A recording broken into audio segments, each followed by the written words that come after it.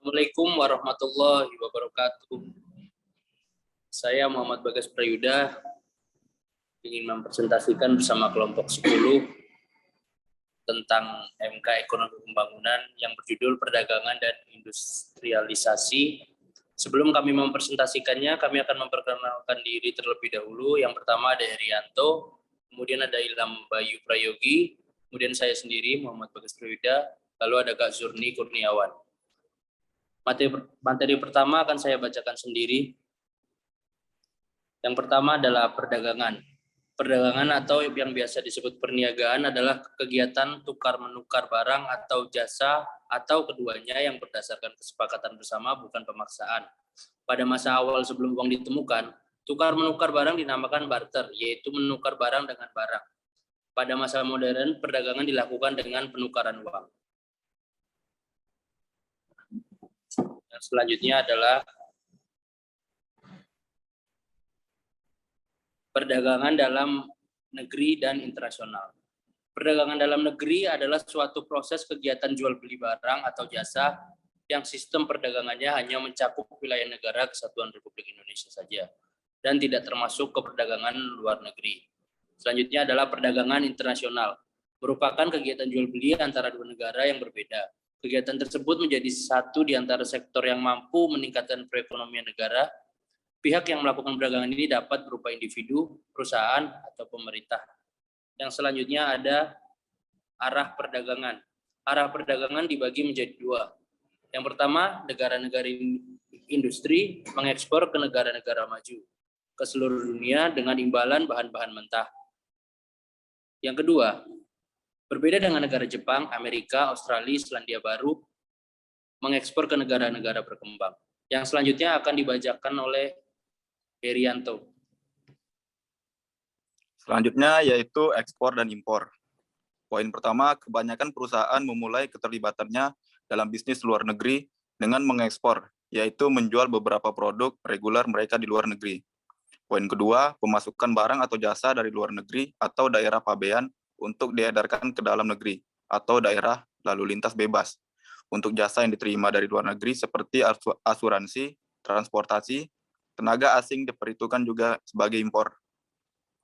Selanjutnya yaitu keuntungan perdagangan internasional. Di sini ada 4. Yang pertama, memperoleh barang yang tidak dapat diproduksi di dalam negeri. Yang kedua, memperoleh keuntungan dari spesialisasi. Yang ketiga, memperluas pasar industri-industri dalam negeri. Yang keempat, menggunakan teknologi modern dan meningkatkan produktivitas. Selanjutnya yaitu kebijakan perdagangan internasional. Yang pertama yaitu A, kebijakan substitusi impor, yaitu memproduksi di dalam negeri terhadap barang-barang yang tadinya impor. Ada manfaat dan ada kerugiannya. Yaitu manfaat pertama, mengurangi ketergantungan pada impor, industri penyedia kebutuhan pokok dan produk. Yang kedua, memperkuat sektor industri, fasilitas pembesar swasta berinvestasi. Yang ketiga, memperluas kesempatan kerja dan dampak industrialisasi. Yang keempat, menghemat devisa dan perbaikan neraca pembayaran. Selanjutnya kerugiannya yaitu menguntungkan perusahaan asing, fasilitas keringanan pajak, insentif penanaman modal. Yang kedua, pasar domestik cepat jenuh. Yang ketiga, memperkuat gejala monopoli. Yang keempat, ketergantungan yang masih besar pada impor, tidak tersedianya industri pendukung. Yang kelima, pemborosan devisa atau dampak ketergantungan impor. Yang B, kebijakan promosi ekspor, yaitu kebijakan di bidang industri yang mengutamakan pengembangan industri untuk pasar ekspor. Manfaat yang pertama, mempertahankan permintaan sektor pertanian terhadap sektor industri. Yang kedua, mendorong produksi massal yang skala ekonominya efisien. Yang ketiga, meningkatkan persaingan berdasarkan prestasi perusahaan. Yang keempat, mengatasi dampak kekurangan devisa. Kerugian yang pertama yaitu cepat jenuhnya pasar internasional, barang yang diekspor elastisitasnya rendah. Kerugian yang kedua, makin kuatnya kebijakan proteksi oleh negara maju sebagai upaya memperoleh dukungan politis. Selanjutnya dijelaskan oleh Bayu. Industrialisasi. Sejarah industrialisasi yaitu bermula pada revolusi industri Inggris. Revolusi industri pertama biasanya dikaitkan dengan revolusi industri di Inggris antara 1760-an sampai 1840-an. Penemuan mesin uap memulai proses revolusioner penggunaan mesin di pabrik untuk menggantikan tenaga kerja manual. Yang kedua, revolusi industri yang bermula dari penggunaan listrik secara meluas dan mesin pembakaran internal pada tahun 1870. Revolusi industri kedua ini mendorong perkembangan kapitalisme di dunia barat. Yang ketiga, revolusi industri dimulai setelah Perang Dunia Kedua. Akibat kemajuan ilmu pengetahuan dan teknologi di bidang biologi, komputer, digital, nuklir, ruang angkasa, dan lainnya, revolusi industri ketiga ini adalah lompatan besar lain yang mengubah masyarakat informasi modern.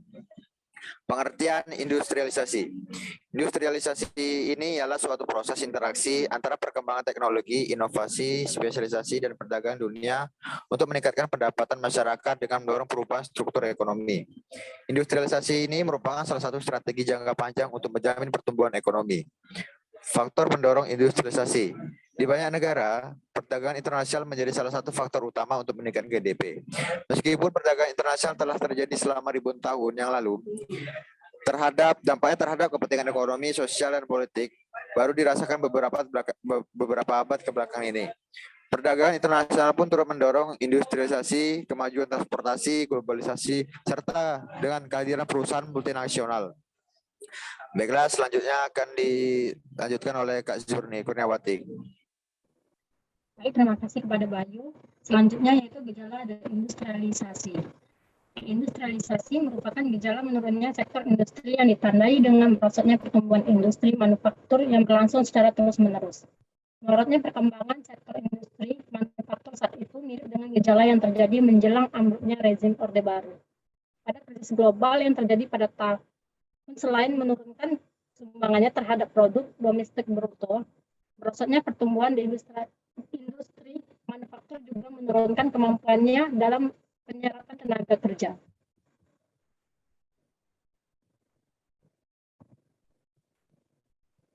Selanjutnya yaitu karakteristik industrialisasi. Yang pertama yaitu pertumbuhan ekonomi meliputi peningkatan total pendapatan dan standar hidup dalam masyarakat. Yang kedua, pembagian kerja yang lebih efisien. Dan yang ketiga, penggunaan inovasi teknologi untuk memecahkan masalah dari ketergantungan pada kondisi di luar kendali manusia.